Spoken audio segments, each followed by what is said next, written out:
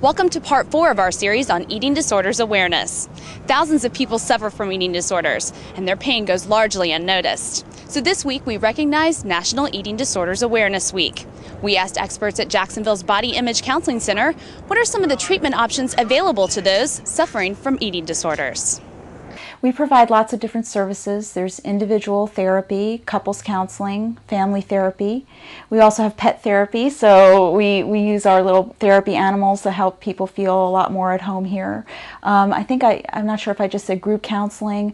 Oftentimes people with eating disorders do a lot better when they talk to people who are going through the same thing, and it's an important part of recovery. In fact, studies show that clients with eating disorders get better faster when they're involved in group counseling. We also do nutrition counseling, and we refer out for medication management. We work very closely with the client's doctors and sometimes teachers and other providers to help them get better faster. And they all come in here really afraid to eat and eat enough food that's adequate for their body, but there's a lot of fears surrounding that. The biggest fear is that they're going to gain weight if they start to eat more. And so that's kind of what I help them with, is how do you increase what you're eating and increase the nutrients that you're taking in, without gaining weight in the beginning if they don't necessarily need to. And if they do need to gain weight, just helping them through that struggle, because a lot of them have distorted body image. And even though they may need to gain weight, and we all see that, they normally don't see that. A lot of people get overwhelmed by eating disorders and feel like they can never get better, but the truth is that most people can get better with treatment. In fact, the statistics show that when eating disorders go untreated, then 20% will never recover. Those numbers reduce drastically when they receive treatment. It goes down to maybe 2 or 3% that do not recover.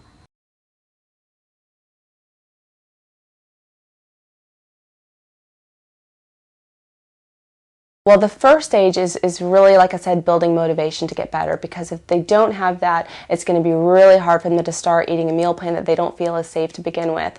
The other thing is we really try to get the whole family on board, because without the support of the family, it becomes a battleground at home. Kids are saying one thing, parents are saying another, and so we really need the whole family to be part of the treatment. I would say too is don't lie to your child. Sometimes parents are so panicked about getting their child into counseling that they'll say anything to get them in, but it makes it harder for us. And part of treatment is to be honest anyway and to promote family communication. So if you can be honest with your child and let them know that you're the boss, you're in charge, and you're in charge of their safety, and that you're doing this out of love even though they might be angry, it will really help them get involved in treatment faster.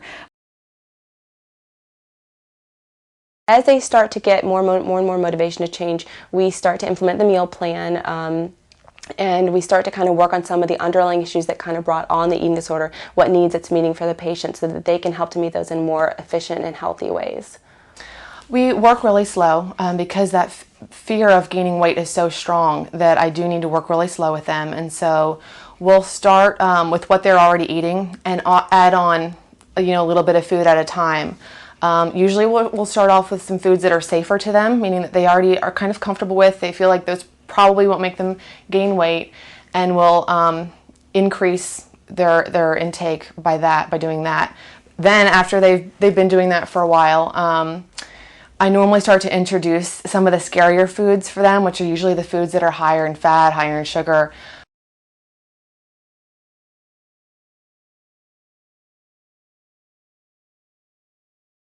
It depends. It depends on the person. I would say 6 months to a year. I tell people that because sometimes it's been going on for so long, they're desperate to get better. But the truth is it's a very complicated illness, and it does take time. Some people get better faster, some people take longer. Sometimes there are complicating circumstances like sexual abuse or trauma, and it takes time to get over those kinds of issues. Eating disorders don't happen in a vacuum, that there's always reasons why people don't eat or they get rid of their food. That part of treatment is figuring out what's driving that, and that when you figure out what's driving that, then you have to problem solve around that. So for instance, if there's a lot of conflict in the family, that we have to figure out, all right, what's a better way to problem solve in our family, so whatever feelings I'm having that are driving me to decide not to eat, I'm not going to be triggered that way.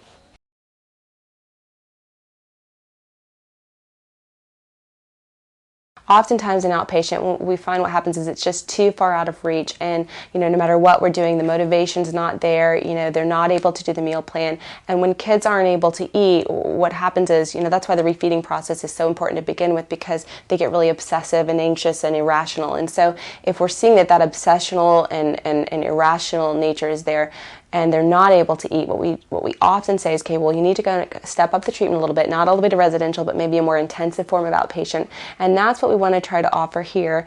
And it would be an intensive outpatient program where kids come 3 days a week, and they stay from about 9 until 2.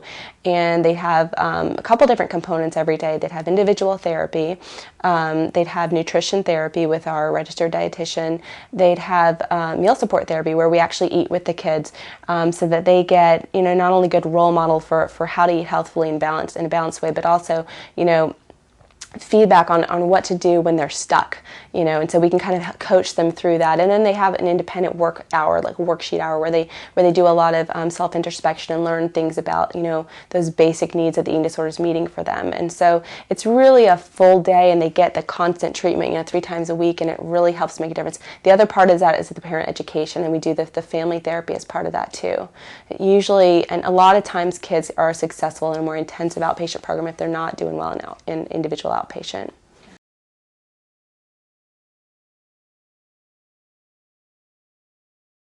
Part of our treatment is empowerment, that we help clients not to see themselves just as a victim or as somebody who's ill, but we help them to begin to speak out against negative media images of women and men. We encourage them to write letters to magazines where they show unrealistic body image for women and for men.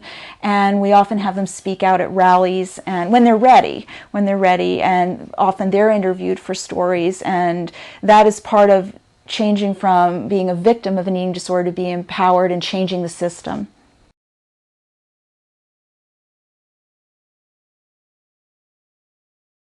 This is the best time right now, even though there are so many people with eating disorders. This is the highest level of awareness about eating disorders, many, many options for treatment, and you do not have to suffer. You can get better. Eating disorders don't get better on their own. So I think that you can read and get some more information, but also talking to somebody that has some experience dealing with this is the best thing. It doesn't have to be a full-blown eating disorder to reach out for help. If you or someone you love might be suffering from an eating disorder, you must seek help. Discuss your concerns with your doctor, or call the Body Image Counseling Center in Jacksonville for more information. For Jacksonville.com, I'm Amanda Warford.